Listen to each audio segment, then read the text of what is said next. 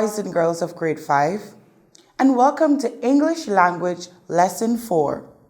I'm your teacher, Miss Melissa, and today we will continue to look at verbs. Remember, in our last lesson, we said that a verb is a word that tells us about an action or a state of being. We said also that there are action and non-action verbs. For example, action verbs may include words like play, walk, or talk, while non-action verbs includes words such as is, are, or been. Remember, we also said that some words can be both a noun or a verb. So, for today, we want to go into the types of verbs. Look at this example. Bob has eaten his share of pie. In some sentences, instead of having a verb, we may have a verb phrase. Can you identify the verb phrase in that sentence? Let me read it for you again. Bob has eaten his share of the pie. Are there any action or non-action verbs? Yes, they are. Our action verb in that sentence is eaten, while our non-action verb is has. So today, those two words will take us into our lesson. We want to take a look at main and helping verbs. As we have seen, has eaten, some verbs are written in two or more parts. These verbs are therefore made up of a main verb and a helping verb. The main verb tells us exactly what action is done by the subject of the sentence. They can also stand on their own and are usually action verbs. So the main verb in our previous sentence, Bob has eaten his share of the pie, is eaten. Let's take a look at helping verbs. Helping verbs do just what they sound like they do. They help. They work with the main verb to show when the action or state of being occurs. The main verbs have a helping or auxiliary verb that helps to tell more about the action of the subject. Examples of helping or auxiliary verbs are am, is, are, was, were, has, have, had, being, been, will, would, could, should, shall, must, might, may, can, did, or does. These are all words that help the main verb to describe the action. So let's try to apply our knowledge. We will first identify the verb phrases in each of these sentences, and then we'll circle the helping verbs and underline the main verbs. So let's begin. Mrs. Hines has sent a thank you card to the organization. What is the verb phrase in that sentence?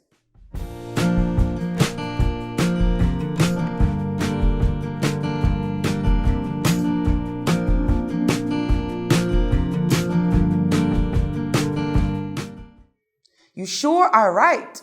Has sent. So, which verb is helping and which verb is the main verb? Has sent. Sent tells us what Mrs. Hines is doing. So therefore, sent is our main verb while our helping verb is has. Let's try another. You should finish your homework tonight. What is our verb phrase?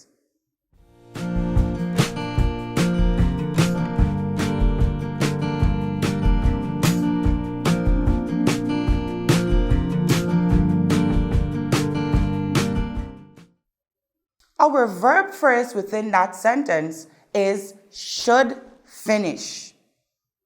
More than likely, you have chosen should as your helping verb, and the main verb is finish. We're getting the hang of it, so let's go on to another. Jason is setting the table for lunch.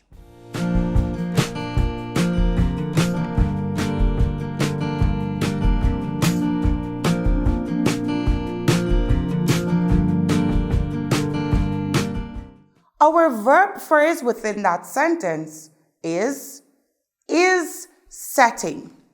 What is Jason doing? Setting. So setting is our main verb, while our auxiliary verb is the word is. She can borrow this book. Let's circle the helping verb and underline the main verb.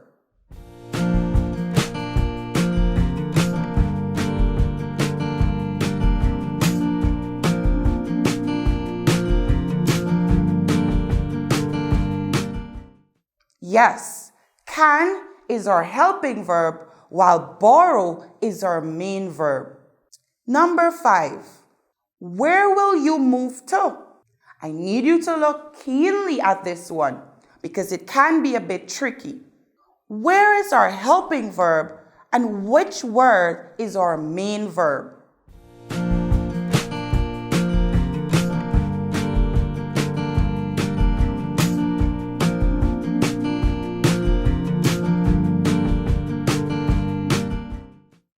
You are on the right track if you identified will as the helping verb and move as the main verb.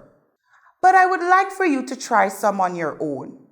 You have a minute to attempt these sentences by circling the helping verb and underlining your main verbs.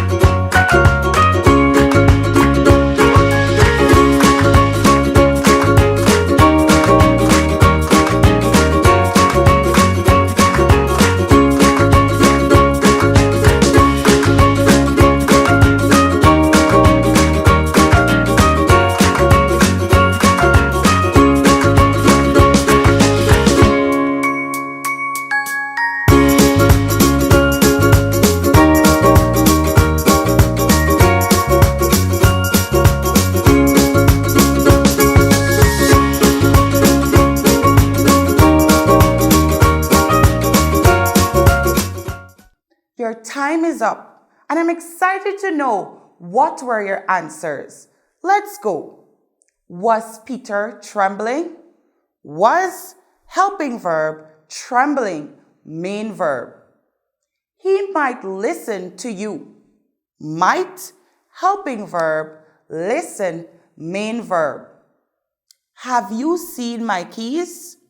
Have helping verb seen main verb. Did you send that card? Did is our auxiliary or helping verb. Send our main verb. Let's see if you can get 5 out of 5. They are thinking about change in venue. Are helping verb thinking main verb. Good job. So let's go on to some vocabulary exercises for today. In vocabulary today, we will be looking at similes. I'm sure you have done it before, so let me give you a reminder. Similes are figures of speech that help to make writing more interesting and colorful. They are used as descriptive language and helps the reader with imagery. A simile is a comparison between two unlike things that may, however, be similar in some respect. Similes compare these things with the use of the words like and as. For example, the car is as clean as a whistle. Or, this bag is as heavy as lead.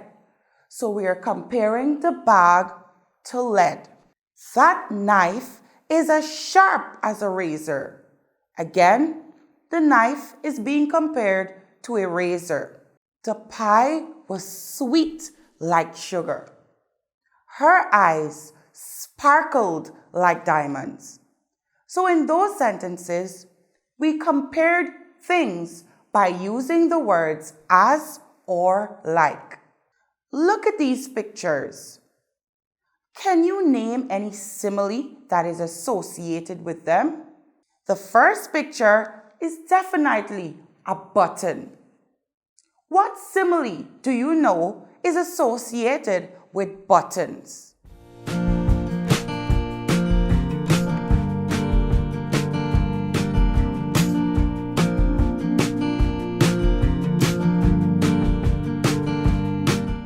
You sure are right. As bright as a button. What about this bottle of mustard? Do you know of any simile that is associated with mustard?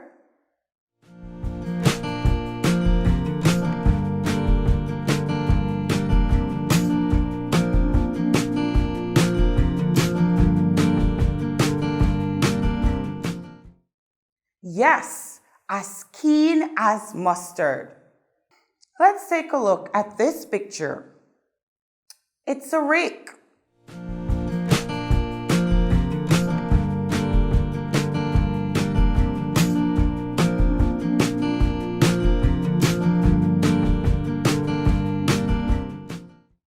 And the simile associated with rake is as thin as a rake. So let's make an attempt at this exercise where we will fill each of the following with a suitable simile. Let's go. Is there anything to eat? I'm as hungry as a...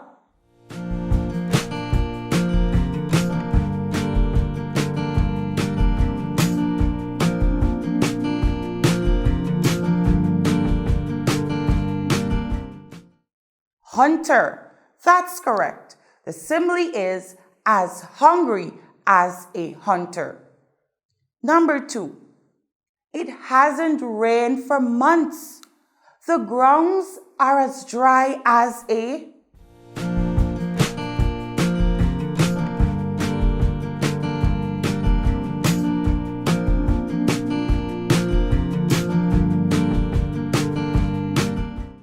Definitely, bone.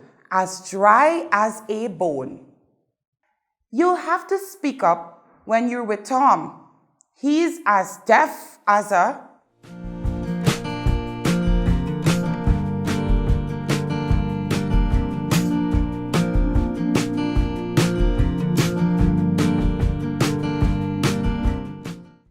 doorpost. As deaf as a doorpost. Mike was so embarrassed when we found out he was lying. His face was as red as...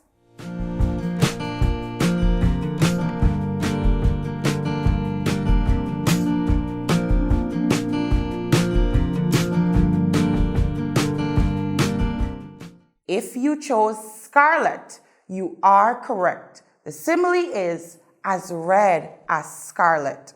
I can't see a thing without my glasses. I'm as blind as a...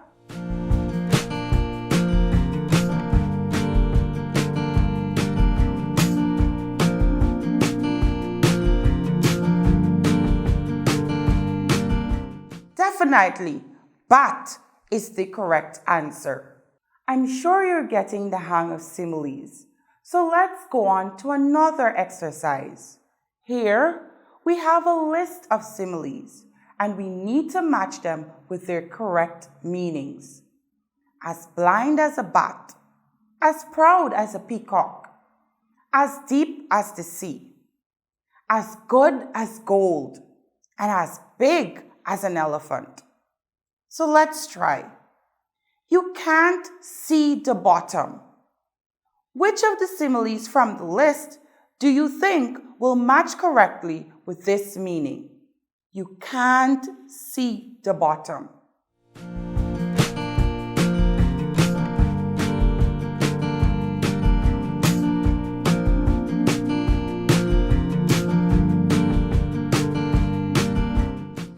You are correct. As deep as the sea is the simile for that meaning. Let's try another. Large, huge, enormous.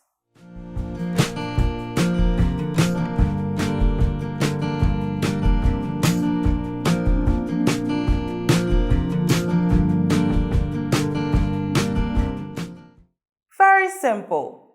As big as an elephant matches the given meaning. What about cannot see anything?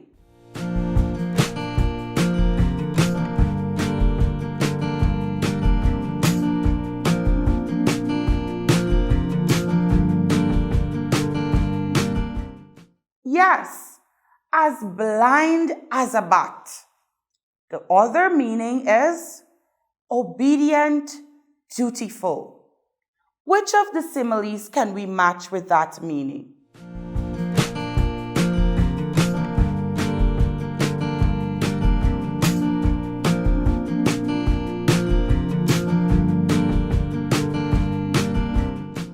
Yes, as good as gold. And lastly, self-confident.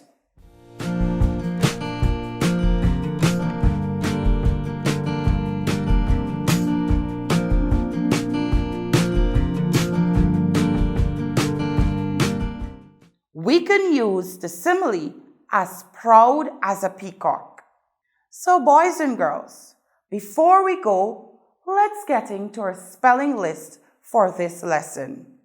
Our words are as follows: photograph, pharmacy, sphere, geography, physical, elephant, triumph, nephew, orphan, prophet, emphasis, and catastrophe. Yes, those are some big words, but we sure can learn to spell them. Have you noticed that they all have the letters P and H that gives us the F sound? I encourage you to learn to spell these words and look up the meanings of those unfamiliar words. So before we go, let's recap. Verbs can be written with more than one part. That is, a main verb and a helping or auxiliary verb. The main verb tells us exactly what action is done by the subject of the sentence. The main verbs have a helping verb or an auxiliary verb that tells more about the action of the sentence. Similes are comparisons between two things that use the words like and as. Be sure to check your new Junior English Revise and new First Aid in English for additional examples and exercises on similes. I hope you had an enjoyable class. Be sure to revise and make use of your similes in your compositions as they help to make your writing colorful. I'm your teacher, Miss Melissa. See you in our next lesson.